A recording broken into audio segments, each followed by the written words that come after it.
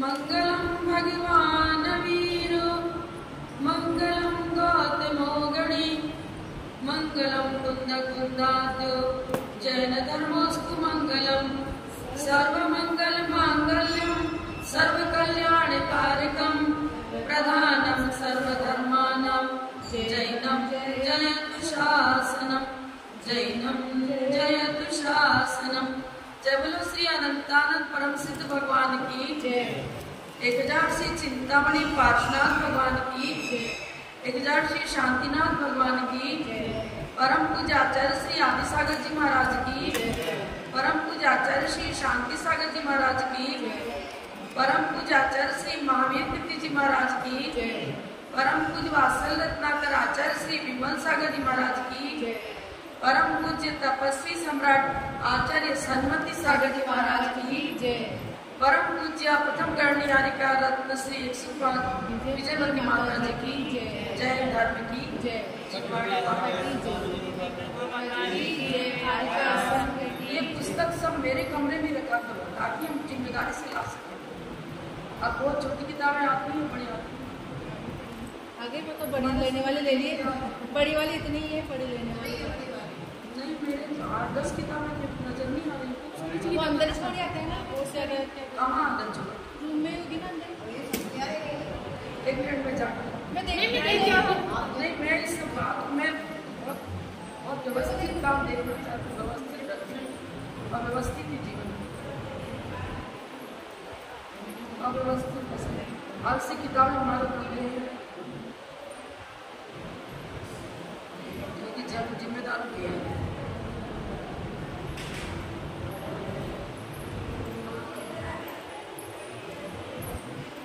किताब 15 किताबें थी मेरे पास,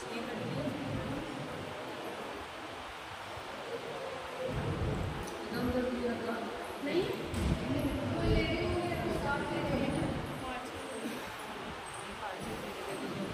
प्रमाद है कि किन के लाना किन के ले जाना। जो डेली की टीम बदलती है तो वो जिम्मेदार जिम्मी साहब महाराज की चम्मच चुल्लक की मरा के दो ना, वो इतनी व्यवस्थित सारी चीज जमा करते कुछ कहीं कहने की आवश्यकता ही नहीं पड़ती। अब वो टोटल मेरे को वो भी काम मेरे को करना है। कम से कम तो 7 मास 15 जुलाई शुरू के दिन तो बहुत सारी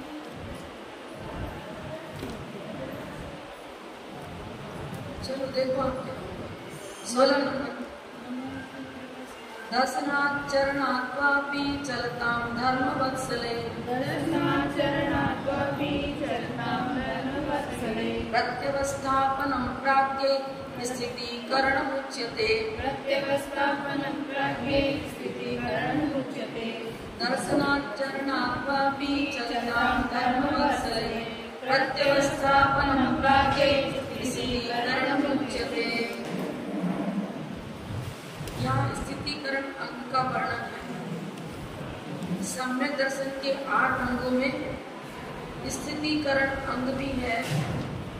स्थिति का अर्थ होता है धर्म से डिगते हुए व्यक्ति को पुनः धर्म में स्थित कर देना, स्थापित कर देना। सम्यक दर्शन से डिगते हुए व्यक्ति को अथवा चाणक्य से डिगते हुए को धर्म वत्सले, जो धर्म में वात्सल्य भाव रखते हैं वो व्यक्ति आप उसको संबोधित करेंगे और संबोधन मात्र से नहीं, हर प्रकार से उसकी सेवा शुश्रूषा व्यक्त करके उसके मन को धर्म की ओर लगाएंगे।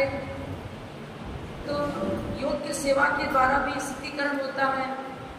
यदि कोई व्यक्ति बहुत गरीब है और रोग के कारण से ग्रस्त है, आर्थिक स्थिति के कारण से दुखी है, तो उसको भी हर प्रकार का सहयोग दे करके उसकी भावनाओं को पुनः धर्म में स्थित करना चाहिए। एक उदाहरण मिलता है, कोई व्यक्ति था, बहुत पहले तो धनाढ़ी था और अच्छा उसका बिजनेस चलता था, लेकिन तीव्र पाप कर्म का उदय आया और गरीब हो गया। स्थिति ये हो गई कि वो चना बेचने लग गया ठेले पर। परिवार का तो पालन पोषण करना ही होगा, लेकिन अपने षट कर्मों को नहीं छोड़ा उसने। प्रतिदिन मंदिर जाना, द्रव्य नहीं है तो चना ही ले जाता था, क्योंकि खेती में चना ही उसके होता था, वही ले जाता और चढ़ा करके भगवान का पूजन करता, आ जाता, अपने लौकिक कार्यों में लग जाता। एक दिन उसने देखा कि कोई ब्रह्मचारी जी हैं, प्रतिदिन बैठे रहते हैं, बड़े उदास हैं, ना कोई तकलीफ होगी इन्हें। एक दिन गया, दूसरे दिन गया, तीसरे दिन पता नहीं है तो पता नहीं भोजन भी करते कि नहीं, कहाँ के पूछना चाहिए। तो पूछा, उसने कहा कि मैं रोग निवारण के लिए जब डॉक्टर के पास आया हूँ, लेकिन मैं व्रती हूँ और 3 दिन हो गए, किसी ने मुझे भोजन के लिए कहा नहीं, तो आज तीसरा उपवास मेरा है। ऐसा है क्या? लोग अपना अपने कार में आए, परिक्रमा गए, पूजन किया, निकल गए, ध्यान ही नहीं देता था।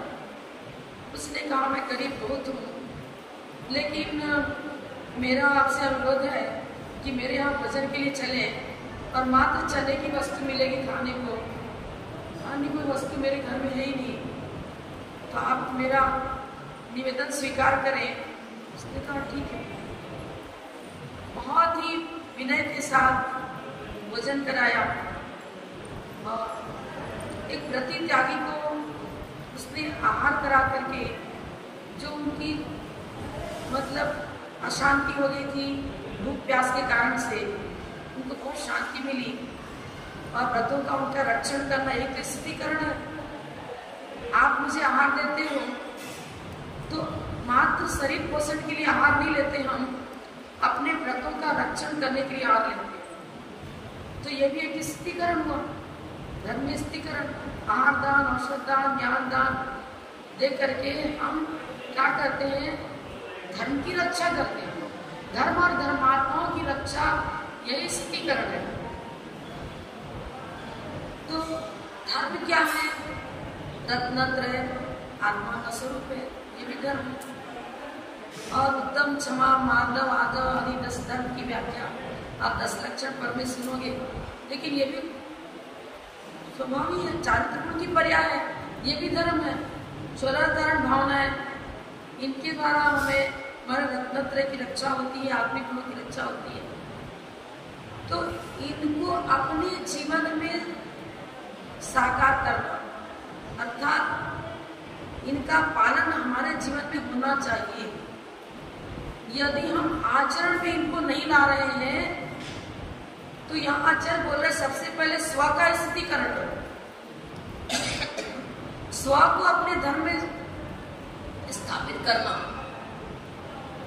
पहले यदि हमारा जीवन स्वयं सुसंस्कृत नहीं है, धर्म में नहीं है, हमारा आचरण सही नहीं है, तो हम दूसरे का भी स्थितिकरण नहीं कर सकते। सम्यक दर्शन के 8 अंगों का पालन स्वयं नहीं कर पा रहे हैं, तो अन्य के लिए प्रवचन या उपदेश के द्वारा हमारे प्रवचन का, हमारी वाणी का उस पर असर नहीं पड़ेगा। सबसे पहले अपने जीवन में धर्माचरण आना चाहिए। आचार्य लिखते हैं, धर्म भी मिश्री के समान मधुर है, पर मिश्री की डली को मुट्ठी में लिए रहो और जीभ पर न रखो, सेवन न करो, तो उसका स्वाद नहीं आए। इसी प्रकार मात्र दूसरे को उपदेश देते रहे, झूठ मत बोलो, चोरी मत करो, हिंसा मत करो, 10 धर्म का पालन करो, लेकिन स्वयं का जीवन यदि सुसंस्कृत नहीं है, धर्म में नहीं है, तो परोपदेशे पांडित्यम, ये हमारा पांडित्य कैसा हो गया? घुनी लकड़ी घुनी थी, घुन लग गया था और सुंदर से कुर्सी बना दी, टेबल बनाया, अच्छा पॉलिश भी कर दिया, पर चित्रकारी भी कर दी, बहुत सुंदर बना दिया उसको, लेकिन बैठने के काम में आएगी क्या? नहीं आएगी। इसी प्रकार से क्रोध, मान, माया, लोभ, राग, द्वेष, ये हमारे जीवन को सचित्र बना रहे हैं। भुनी लकड़ी जैसे किसी काम की नहीं, मात्र वायु शोभा है। इसी प्रकार से अगर क्रोध, मान, माया, लोभ ये कषाय हमारे अंतस्तर में बराबर बनी हुई हैं, राग द्वेष की कल्लोलें उठ रही हैं, तो हम न निशंकित अंग का पालन कर सकते, न निर्चिकित्सा, न स्त्रीकरण, किसी भी अंग का पालन हमारा नहीं हो सकेगा। कषाय यदि जीवन में उनका उबाल चल रहा है तो सम्यक दर्शन के या चारित्र का किसी भी अंग से हम पालन नहीं कर पाते। समाधि शतक में लिखा है, रागत देशादि कल्लोले नरोलन यन मनोजलम सब पश्यत्यात्मनस तत्तम नेत्रोजलम। क्या लिखा उन्होंने? रागत द्वेष की कल्लोलें यदि उठ रही हैं तो आत्मिक गुणों का अवलोकन नहीं हो सकता। नदी में लहरें उठ रही हैं तो उस समय आपका मुख नदी के जल में नजर नहीं आएगा। यदि कल्लोलें नहीं उठ रही हैं तो तट पर आप खड़े हो तो पानी में आपका पूरा फेस दिखेगा।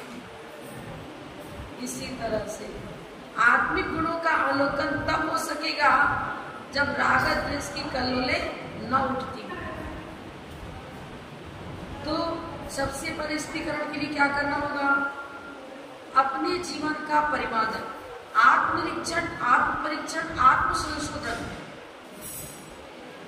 ये है, तब हम गुणों को अपने जीवन में साकार कर सकेंगे। हम दूसरे के अवगुणों को देखने में लगे रहते हैं और दूसरे पर अनुशासन करते हैं। एक उदाहरण मिलता है, कोई विद्यार्थी था और बहुत चंचल, शिक्षक की बात मानता नहीं, होमवर्क भी करके नहीं लाता, पढ़ाई नहीं करता, चंचल तो था ही। प्रातःकाल उठा, जाना था स्कूल, लेकिन पहुंच गया नदी के तट पर। तैरना नहीं आता था, तब भी देखा देखी छलांग लगा गया। अब शिक्षक भी वहां पहुंचे हुए थे, वही रास्ता होगा उनका स्कूल जाने का। तो शिक्षक, अरे ये तो हमारे स्कूल का विद्यार्थी है। अब नदी में कूद गया, उसका ये स्थिति हो गई कि अब डूब जाएगा और मर जाएगा, मरने की स्थिति हो गई। पर शिक्षक जी क्या कर रहे थे? अरे बड़ा उदाहरण है, वहां भी शैतानी करता है, यहाँ भी शैतानी कर रहा है। अब तेरे को समझ में आएगा कि क्या फल मिलता है शैतानी करने का। हाँ, डूब रहा, मर जाएगा, फिर पता चलेगा। और अनेक प्रकार से उसको उपदेश करने लगे, ऐसा करता है, वैसा करता है, बात नहीं मानता है, किसी को दंडता करता है। वो डूब रहा है, उसके जीवन को बचाना है, उधर तो लक्ष्य है नहीं और मात्र प्रवचन कर रहे हैं। तेरे जीवन में अनुशासन नहीं है, घर में भी ऐसे ही शैतानी करता है, स्कूल में ऐसे ही करता है। अब देख शैतानी का फल तेरे को क्या मिल रहा है? क्या कर रहे हो आप? कैसे शिक्षक? उनका क्या कर्तव्य था उस समय? जीवन को बचाना। जीवन है तो फिर वो आपका उपदेश भी काम आएगा, और जीवन ही नहीं उपदेश क्या काम आएगा? वहां पर एक मल्लाह देख रहा था, शिक्षक जी की बातें सुन रहा था, उससे देखा नहीं गया। भले ही मेरा कोई परिचय नहीं इस व्यक्ति से, लेकिन मेरा कर्तव्य है इसको बचाना। वो मल्लाह तो सब कुछ जानता था, तैरना भी जानता था, सब कुछ। उसके मुख में पानी घुस चुका था, बहुत वेदना हो रही थी, डूबने की स्थिति, त्राही त्राही कर रहा था। उसको कंधे पर बिठाया और तट पर ले आए, योग प्रक्रिया करी और उसको स्वस्थ बना। उस मल्लाह ने कहा, शिक्षक जी मैं तो पढ़ा लिखा नहीं हूँ, पर इतना जानता हूँ कि सही शिक्षक वही है जो किसी जीवन का रक्षण करता है। विद्यार्थी का यदि जीवन ही नहीं है तो क्या काम आएगा? आपका प्रवचन वही सुन सकेगा जो जीवित है। मरे लाश को उपदेश दोगे तो आपका उपदेश क्या काम आएगा? यही स्थिति हम लोग, हम तो इतने मूर्ख नहीं हैं, लेकिन सही पूछो तो हमारा जीवन अनेक प्रकार की कसाओं से, दिन रात उसी में डूबा हुआ है। कोई भी क्षण ऐसा नहीं जाता जिसमें राग द्वेष की कलोलें न उठती हो। हम मंच पर आकर दूसरे को उपदेश करते हैं, लेकिन कभी आत्म परीक्षण में नहीं लगते। आचार्य बताते हैं कि सबसे पहले अंतर्मुख प्रवृत्ति करके भगवान के सामने बैठो। दर्पण के सामने किसी जाते हैं, अपने चेहरे को देखो।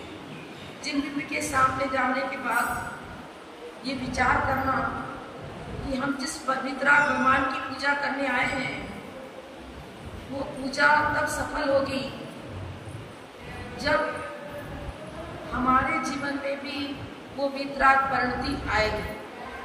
आप मार्केट गए थे सब्जी लाने के लिए और सब्जी तो लाए नहीं और खाली थैला लेकर आ गए।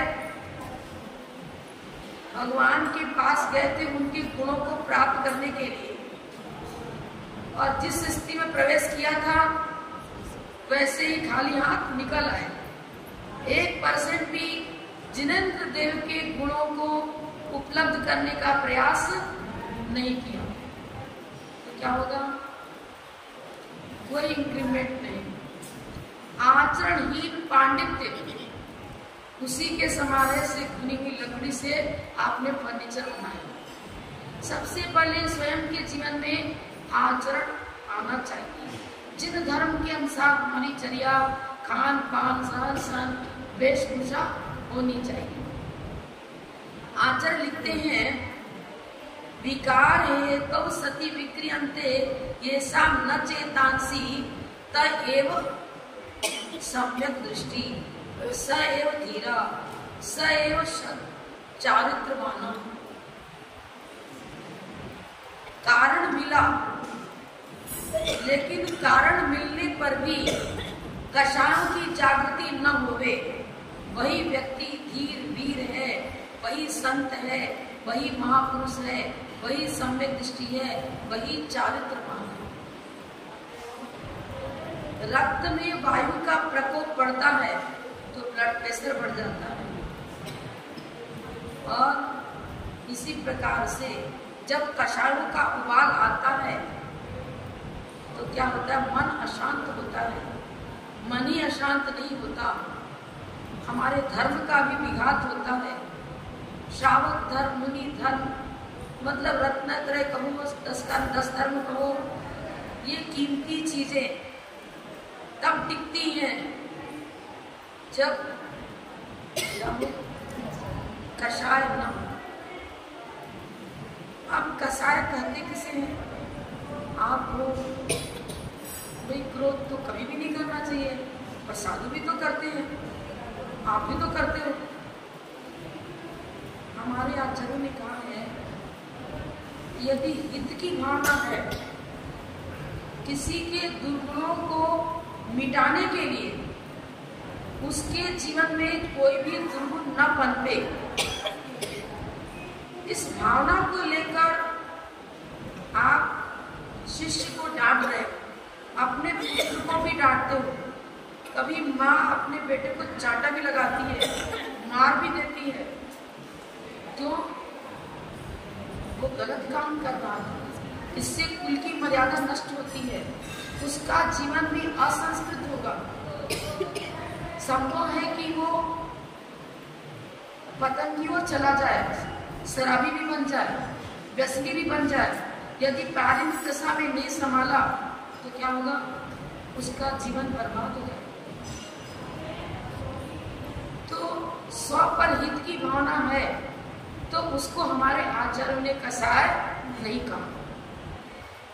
एक उदाहरण मैं आपको बताऊंगी। एक बहुत सुंदर शिल्पी, अच्छा शिल्पी था, सुंदर मूर्ति बनाना चाहता था।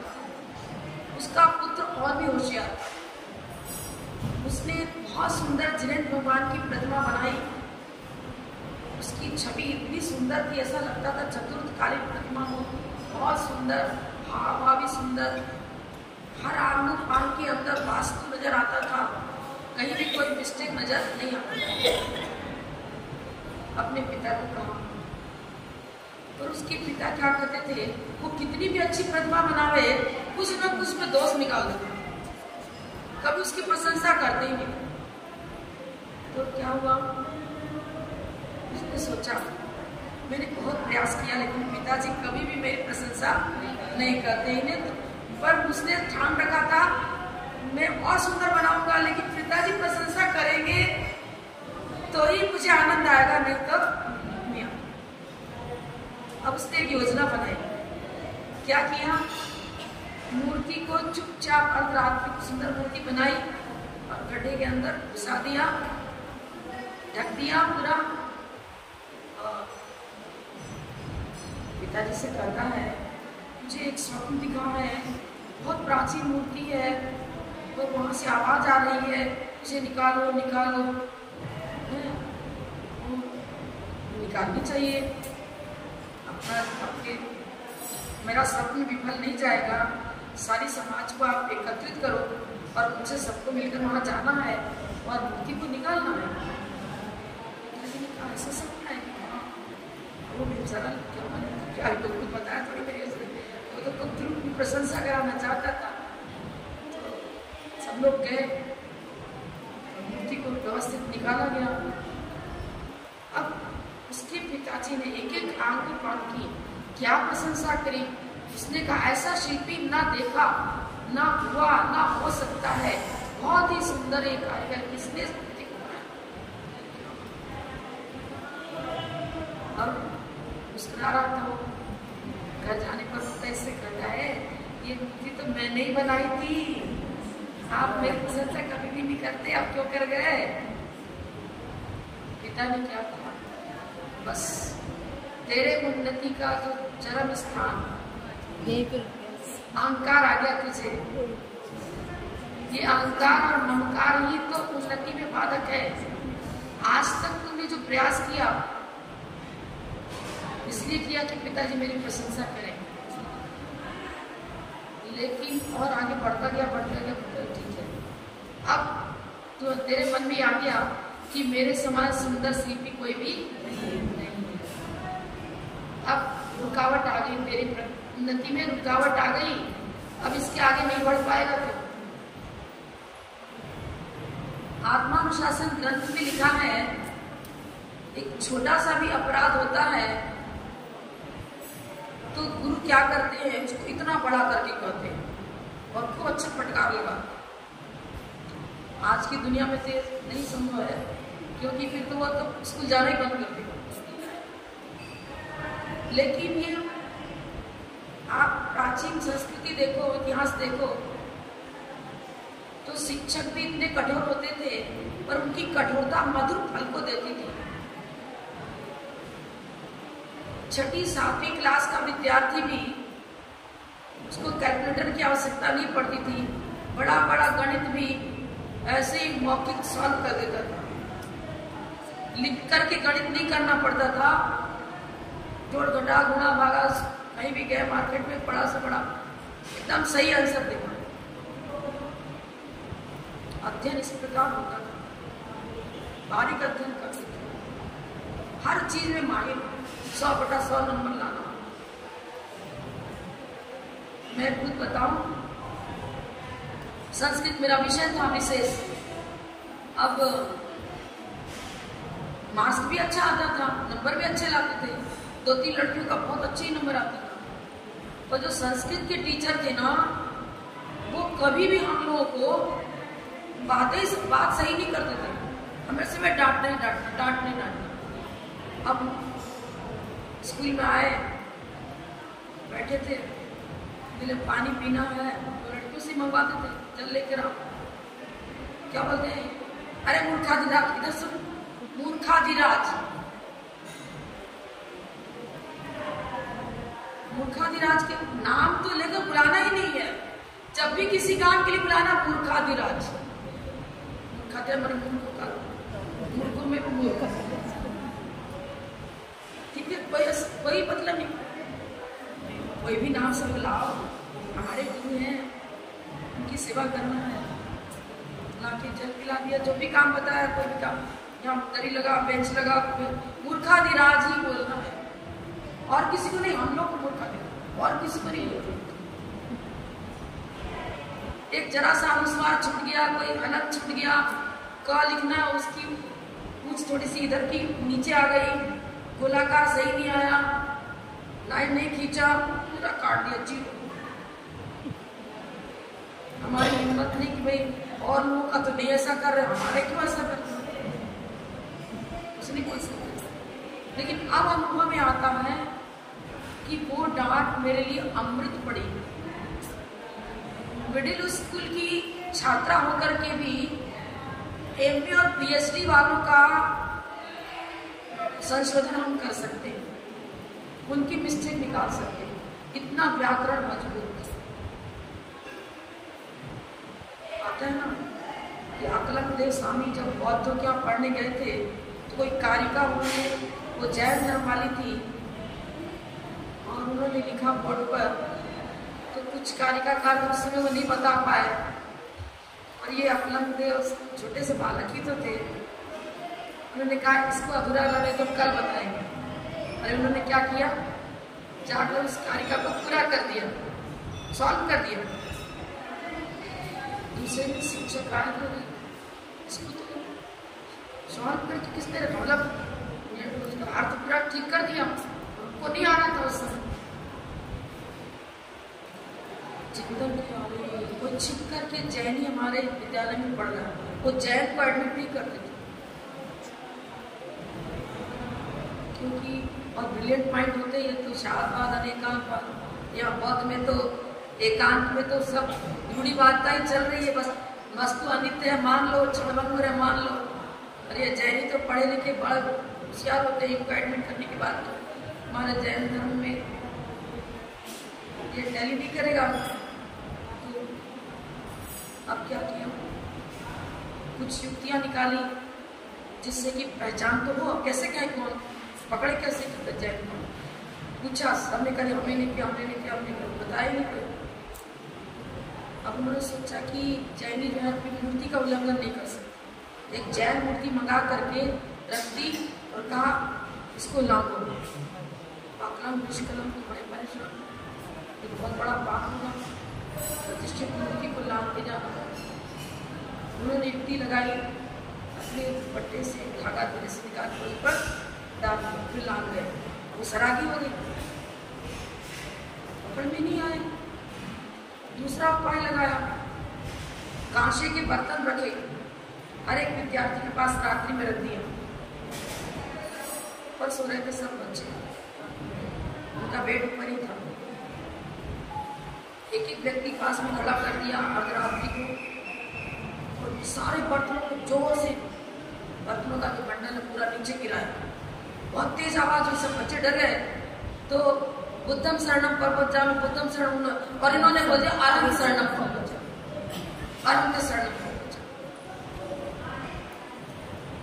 पकड़ लिया, जेल में डाल दिया। अब उनको मृत्यु दंड की सजा घोषित कर दी गई।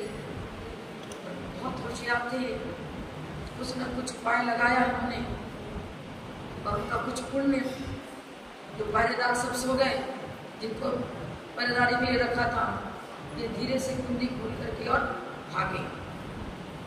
लेकिन आवाज हुई कुछ, जब वो जागे तो देखा कि यहाँ नहीं है लोग, पीछा किया उनका, बड़े बड़े घोड़े दौड़ाए। तो अकलंक और निष्कलंक दोनों एक नदी के तट के पास पहुंचे थे। निष्कलंक ने कहा कि हम तो दो पार्टी हैं, आप एक पार्टी में। तो घोड़े जब दौड़ रहे थे तो वहाँ तो भी जो कपड़ा दौड़ रहे थे, उन्होंने कहा कि ये सब दौड़े तो अब क्या हुआ, वो भी दौड़ने लग गए, कोई खतरा होगा। और दौड़ते समय उनकी लुंगी जो थी वही खुल गई, दौड़ने लगे। अब उन्होंने सोचा कि वही अकलंक निष्कलंक होंगे। तो निष्कलंक, अकलंक तो पानी में डूब करके कमल पत्रों के अंदर छिप करके अपनी रक्षा कर ली, और निष्कलंक और वो धोबी दो दौड़ रहे थे, सबके कपड़े कुछ के खुले कुछ के ऐसे। तो यही होगा, आज का खुल गया होगा, और दोनों का दोनों और बड़ी को लेकर के हाजिर कर दिया संस्था में। उन्होंने सोचा ये तो खत्म हो, लेकिन अकलंक बच गए। यही अकलंक देव स्वामी ये बौद्ध मत को पढ़ने के लिए इसलिए गए थे कि इनका खंडन करना है, तो जब तक इनके सिद्धांत को नहीं समझेंगे तब तक कैसे करेंगे।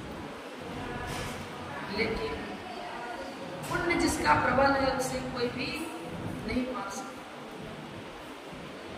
ये हम कहना ये चाहते हैं कि जैन धर्म की रक्षा प्राण देकर भी अकलंक देव स्वामी ने करी और बौद्धों को भारत से निकाल दिया पूरा। अब आकर के पुनः बस गए, लेकिन तो सभी बस गए। बहुत बड़ा उपकार किया है उनका, बहुत बड़ा उपकार है समंतभद्र स्वामी अकलंक देव ऐसे विद्वान, इन्होंने ही जैन धर्म की ध्वजा फैलाई, जिन धर्म की रक्षा करी है। इन्होंने हमें वो अमृत पान कराया जिससे हम समरसन के स्वरूप को समझ सके। अनेकांत और स्यादवाद क्या है इसको समझे बना। निशंकित, निकांचित, निर्विचिकित्सा, निस्तीकरण, किसी भी अंग का पालन नहीं हो सकता। इनका बहुत बड़ा उपकार है। हमारे आचार्य लिखते हैं कि वास्तव में हमारा जीवन निश्चित तब बनेगा जब हम जैन सिद्धांत को गहराई से समझेंगे। सच्छिद्र नौका पानी में तैर सकेगी क्या? जिसमें छेद हो रहा है उस नौके को नाविक पानी में ले जाए तो क्या होगा? तो छेद से पानी अंदर जाएगा, पानी भरते ही नाव डूब जाएगी। ठीक इसी प्रकार से जैन धर्म की महिमा और गरिमा को, जैन सिद्धांत को जब तक नहीं समझा तब तक कषाणों का भी उन्मूलन करने की क्षमता हमें नहीं आ सकती। कषाणों को, इंद्रियों को जीतने का उपाय मात्र जैन धर्म में ही मिल सकता है, अन्यत्र नहीं मिल सकता। क्यों? आपको ऐसा कैसे? वो भी तो बोलते हैं क्रोध मत करो, पर तत्व ज्ञान हुए बिना कषायों का निष्कासन नहीं हो सकता। मान लो कि आपने कोई अपराध नहीं किया। अंजना ने क्या अपराध किया था? कोई अपराध किया था क्या? वो तो शर्म के कारण चुप लगा गई। किसी राजा महाराजा का कोई भी वो तो विवरण सुन ही नहीं रही है, वो तो नमकार मत का जप कर रही है। और पौरंजन ने क्या समझा? दूसरे की प्रशंसा सुन करके भी चुप है, तो इसका मतलब इसका अनुराग किसी दूसरे के प्रति बहन हो गया। कितना कष्ट झेला उसको। उसके पति ने लात मार करके उसको गिरा दिया में जा और 22 वर्ष तक उसका मुख भी नहीं देखा, दंडित करता रहा, पीड़ा पहुंचाता रहा। पर वही अंजना जब उसका पाप का समझो टेक्स्ट हो गया, चकवा चकवी के रुदन को देख करके वो सोचता है, अरे ये चकवी चकवी के बिना कितना रुदन कर रही है। अंजना भी मेरे बिना क्या कष्ट पा रही होगी। मैंने बहुत बड़ा अपराध किया, उसको इतना दुख दिया मैंने, अब तो मैं युद्ध नहीं कर सकता। मेरा चित्त तो अंजना को देखे बिना नहीं रह सकता। क्या किया उसने? घर गया, पर अंजना को तो उसकी सास ने बाहर निकाल दिया था। नहीं, बीच में तो बीच में आया था, ठीक है, आया था। उस युद्ध स्थल से लौट आया और दरवाजा खटखटाया उसका। वसंतमाला ने दरवाजा खोला और गर्भवती कर दिया उसको। उसके बाद युद्ध किया, फिर लौट के आया, आते साथ पूछता है अंजना कहाँ है?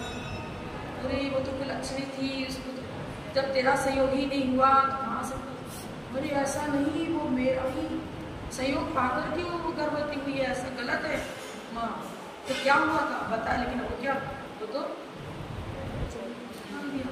पियर से भी निकाल दिया, वहां भी शरण दे दिया था। मैं ये बताना चाहती हूँ कि स्त्री पर्याय में भी इतना कुछ। रामचंद्र जी का प्रकोप सीता पर हुआ, अंजना का प्रकोप हुआ, अनंतमती पर भी सब। आप सती स्त्रियों का पुराण पढ़ो, लेकिन धर्म पर प्रगाढ़ आस्था है, सब कुछ कुरुकृत पाप कर्म का उदय है। इनने हमें कोई कष्ट नहीं दिया, मेरा कर्म ही मुझे कष्ट देता है। विवाह लेना पड़े, फिर अंजना को जंगल जगल में ढूंढना, सवाल कथा बना, लेकिन अपने को ही दोष दिया, उसने अपने पति को दोष नहीं दिया। ये है जैन फिलॉसफी। हमने पूर्व में कुछ न कुछ पाप किया है, तो पुत्र कुछ बन करके मुझे दुखी दे रहा, पति बन करके मुझे दुखी दे रहा, दुख दे रहा, कोई सास बन करके दुख दे, कोई बहू बन करके सास को दुख दे रही है। लेकिन ये सब झमेला अपने कर्मों का है। जैन धर्म ये बताता है, जिद धर्म को मत छोड़ो, भव में सुखदाई जैन धर्म ही है। जैन धर्म के अनुसार आचरण, खान पान, अनशन, वेशभूषा है, तो पूर्व का टैक्स जब चुक जाएगा, भावी जीवन मेरा सुखी ही रहेगा। आखिर पांडवों के अंदर बहुत शक्ति थी, वो चाहते तो उपसर्ग का तुरंत निवारण करके और कौरवों को अच्छी तरह दंडित कर सकते थे। श्रीपाल सुभट था, क्या कोटि भट, 1 मिनट में चाहता तो दुर्जन को हाथों में उछाल करके निकाल सकता था। जिसने भांड कहा था उस राजा को तुरंत दंडित कर सकता नहीं, कर्म चुकाना। मैं यदि सही हूं तो दुनिया की कोई शक्ति मुझे मृत्यु दंड नहीं दे सकती, कोई नहीं दे सकती। आप सबसे बात जब भी पड़ा होगा सब देखा, दूध का दूध, पानी का पानी, न्याय होंगे।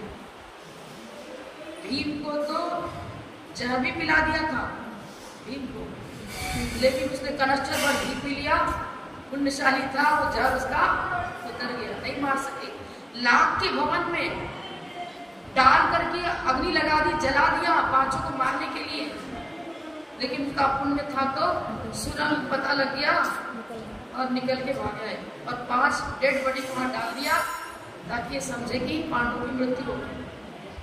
वन में निकल गए, फिर अच्छा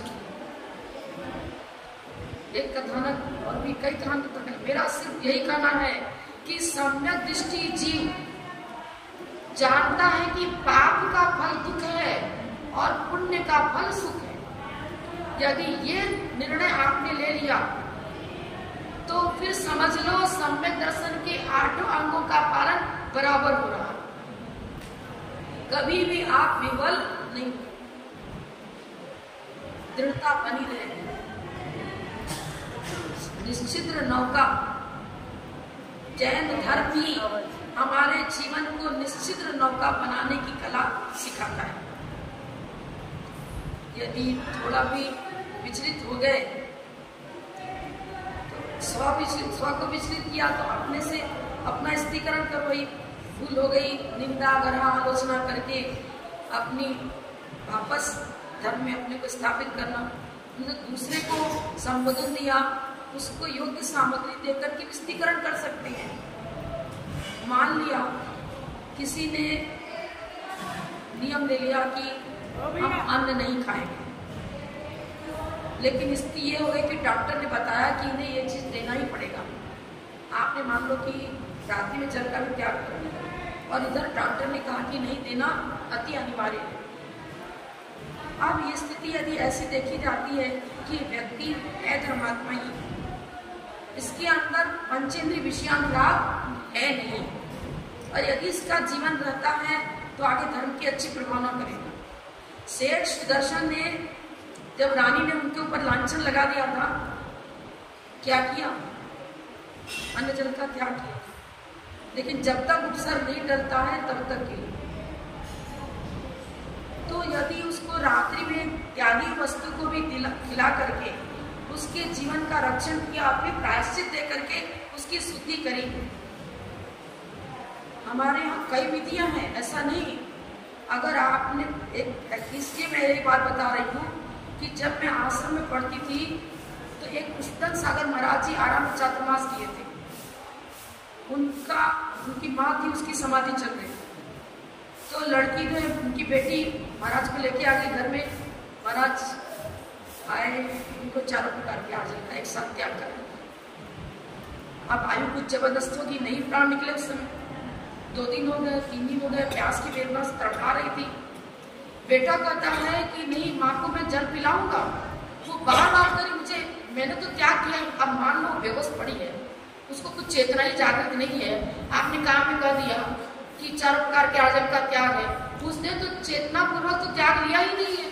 वो बार बार कह रही मैंने त्याग नहीं किया है, मुझे जल पिलाओ, मेरी बहुत वेदना हो रही है।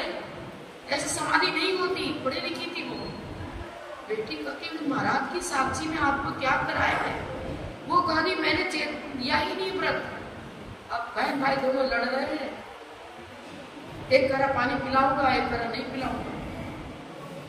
यदि उस समय उसको जल पिला देते और फिर उसको नमोकार मत सुनाते, अंदर में शांति मिल जाती। और फिर उसके पर भाव संलेखना यदि नहीं है तो द्रव्य संलेखना नहीं। हमारे समीर भूषण महाराज जी थे, वृद्ध हो गए थे, चिंतन शक्ति कुछ मतलब कभी ठीक रहती, कभी नहीं भी रहती। तो कहते कि मैं उपवास करूँगा, अष्टमी उपवास करूँगा। और सवेरा होते कहते मुझे तो बहुत प्यास लग रही, गर्मी है, मैं तो जरूर उठूंगा। हम जानते थे भाई ठीक है, इनका ऐसा है, हमारा जी उठो आपका। बच्चों की इच्छा होती है आलू ले लेते। ऐसा है, ये पहचान होनी चाहिए। अगर उसकी परिणामों में बहुत ज्यादा वेदना हो रही है, बहुत कष्ट हो रहा है, तो उस समय उसका इलाज आप करो। और फिर संबोधन करके इलाज करो। मतलब जैसे कि केला मालूम, किसी ने केला खाना है, एक घटना ऐसी हो और त्याग तो कर चुकी थी, फिर कहती मुझे तो केला खाना है। तो हम लोग केला भी ले गए और भी सामग्री ले गए। पिता खाओ, खाना है क्या? क्या तुम्हें तुम्हारी भी ऊपर उठ रहे हैं, आरे का क्या तुम केला आपने बहुत खाया, छोड़ दो। सामने लाने के बाद करी छोड़ दो, और नहीं लाते सामने और करते नहीं मैंने खाना है, तो इच्छा उसमें बनी रहती। इसीलिए ऐसा लिखा है कि हर प्रकार का मिष्ठान पकवान जो संलेखना लिए हुए ना, उनके सामने लाओ, फिर पूछो कि तुमको क्या खाना है। वो कहेगा ये खाना है, तो सामने लाओ और हाथ में भी रख दो। फिर कह रहे त्यागी चीज खा रहे हो, मरण बिगड़ जाएगा, दुर्गति में जाओगे। सही करेगा। गणियारिका विजयवती माता जी के भाई थे, 7 प्रतिमाधारी थे। उनको तेज बुखार हो गया, बहुत तेज बुखार। इतने दृढ़ थे अपने व्रतों में कि हम कह नहीं सकते, बहुत दृढ़ता थी। लेकिन बुखार की तेजी में उनको कुछ भान नहीं रहा, प्यास जोर से लगी। उठकर अपने घर में किचन में चले गए, मिट्टी घड़े में जहाँ पानी रहता है, वो गिलास उठाया, उसमें से पानी लेकर के रात में प्रतिमाधारी हो। बहुत लोग उनके परिवार वाले बहुत सावधान थे, वहीं बैठे थे, हाथ पकड़ लिए। क्या कर रहे हो आप? अपना व्रत क्यों खंडित कर रहे हो? उनको संबोधन दिया, उस छटाला वगैरह सुनाने लग गए। देखो इतना नरक में पानी पीते तो प्यास नहीं बुझती, समुद्र का नदी पी जाओ तो प्यास नहीं लगती, प्यास नहीं बुझती है। आप थोड़ा साथ में को ऊपर से ट्रीटमेंट किया, मतलब ऊपर से पानी डाल दिया, सिर्फ बस ढीला तौलिया करके उनके पेट पर रख दिया, ठंडी पट्टी रखी, तौले में ठंडा ठंडा तेल लगाया, शांति पड़ गई उनको। निंदा ग्रह आलोचना करने लग गए और ऐसे बैठ गए, कपड़ा भी उतार दिया। फिर उन्होंने तो बोले ना ठीक है, मैं तो समाधि करूँगा। और घर में पीछे उछी रखी थी वो भी दे दिया। सिद्धाय नमः गए। यथायोग देखना उनकी प्रकृति क्या है। यदि संबोधन करने से उनको शांति मिल रही है और शांति नहीं मिले तो चिल्लाए जा रहे, मुझे पानी चाहिए, पानी चाहिए। उस स्थिति में उनको पिलाया, संबोधन भी किया, लेकिन मुनिराज को नहीं पिला सकते। वो आरिका थी नहीं थी, ना आरिका थी ना मुनि थे, वो तो श्राविका थी और प्रतिमाधारी भी नहीं थी।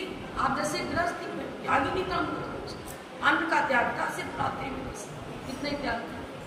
तो पात्र देखना पड़ेगा ना, उसका गुणस्थान क्या है। यदि मुनि है तो संबोधन करके उनका करो, पानी कहाँ तो भी संबोधन करोगे, रात में जल नहीं दोगे, दोबारा जल भी नहीं दोगे। लेकिन वो तो एक आवृत्ति श्रावक है, तो उस स्थिति में उनको हम जल पिला देते हैं, तो वो शांति से स्नान करते हैं। हर जगह स्थितिकरण करना मामूली काम नहीं है। स्थितिकरण में पात्र किस प्रकार का है उसको देखना पड़ेगा। इंग्लिश मीडियम, इंग्लिश अंग्रेजी दवाइयाँ दे देते हैं, वहाँ प्रतिमाधारी को भी कितने सारे लोग क्या करते हैं, आजकल चल गया, वैद्य लोग क्या करते हैं, अंग्रेजी दवाइयाँ लाते हैं, उसको पीस देते हैं, और पीस पास करके पुड़िया बना दी और कह रहे नहीं आयुर्वेदिक। शिखर जी में ऐसा एक वैद्य ने ऐसा ही किया, पकड़ा गया, क्योंकि माता जी ने पूछा बता इसमें क्या है, पूरा टोटल बताओ, कैसे तैयार किया, किस विधि से तैयार किया। वो चुप लगा गया, तैयार किसने किया। फिर बाद में पता चला नहीं देगा, किया क्या था तुमने, पूरा बता, कैप्सूल को इंग्लिश खिला, ये चीज है। तो बहुत मतलब क्या बताएं, हर चीज में ध्यान रखना पड़ेगा। हम लोग कर्नाटक, महाराष्ट्र, तमिलनाडु में गए तो कुछ कोई ऐसे थे इसमें ट्रैंकल का पानी डाल के उलटते थे, पानी की कमी हो गई थी। पानी मतलब मद्रास में स्थिति हो गई थी कि पानी के लिए नहीं मिलने पर कई लोग मृत्यु को प्राप्त हुआ, वर्षा ही नहीं बिल्कुल, और कुएं का पानी सूख गया, जलाशय सूख गया, नल के पास लोग लाइन ला खड़े रहते और धक्का धुक्की में एक दो उसमें आंसर नहीं हो जाता। वो बोले मैं पानी लूंगा, पहले बोले लाइन में धक्का धुक्की, बहुत स्थिति विषम हो गई। हम लोग का चातुर्मास हुआ, माता ने जाप वगैरह करवाया, ऐसी वर्षा हुई पूरी खेती लहराने लगी और पूरी स्थिति हो गई। लेकिन ये स्थिति भी आ गई थी कि कल्याण स्ट्रीट में रिक्शा भी डूबने लग गया, इतना ऊंचे तक पानी हो गया। वो भी धीरे धीरे पानी मशीन से निकाला गया, सब सही हो गया। हम कहना ये चाहते थे कि पुण्य है तो कैसा भी स्थिति विषम आ जाए, स्थिर है अपने कर्तव्य में, तो धर्म की रक्षा कर लेंगे। धर्मात्माओं की रक्षा विवेक पूर्वक होती है। स्थितिकरण करना, उद्घोष करना, किस परिस्थिति में किस विधि से करना, ये सब चीज जानकारी होनी चाहिए, तभी कुछ हो सकता है। नहीं तो आपको एक दिन कथा ने बताया था ना मैंने, क्यों अन्य धर्म में शादी हो गई थी उसकी, और वो 3 दिन उपवास किया उसने, और सास ने कहा कि नहीं भोजन इसको नहीं दूंगी। फिर जिसकी पूजा उसकी सास करती थी वही मूर्ति कहती है पुष्टि भवा, और पूरे शरीर में उसके कुष्ठ रोग निकल गए। फिर बहू ने ही सेवा शुश्रूषा करके सास को निरोगी बना दिया, उसका सारा कुष्ठ रोग। धर्म में अडिग रहेंगे तो रत्नात्रय की रक्षा होगी, 10 धर्म की रक्षा भी होगी। स्थितिकरण में विवेक की आवश्यकता है, किस परिस्थिति में किस व्यक्ति को किस प्रकार हम दिखते हुए को पुनः धर्म में स्थित कर पाएंगे तो नहीं कर पाएंगे। तो समझते हुए कार्य करना चाहिए। समय ज्यादा ले लिया क्योंकि और भी कार्यक्रम पत्रिका का विमोचन होना है।